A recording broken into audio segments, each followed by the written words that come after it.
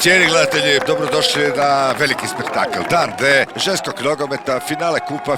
Došli su i najveći menadžeri s ovih prostora. Tu je jedan Zdravko Mamić, najmoćniji čovjek hrvatskog nogometa. Igor Štimac, glavni tajnik je tu. Došli su bezbrojni novinari, svjetska pera, od Tomislava Židaka nadalje da vam ne nabrajam ko je sve tu. Ovdje pokraj mene je i Teo Beusa, naš Jokom Sokolovo, koji će pažljivo pratiti svaki trenutak.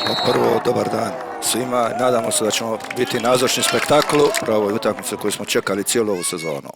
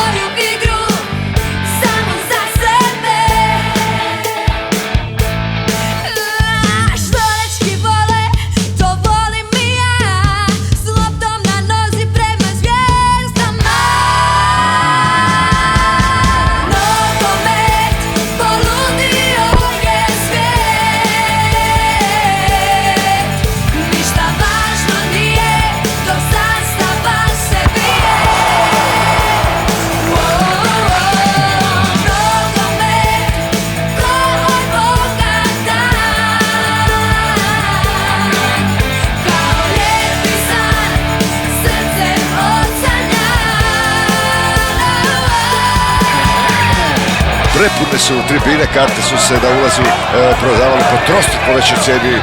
A sada prilike za kontru, dosta prostora ima za pregradu i da vidimo kako će da proći.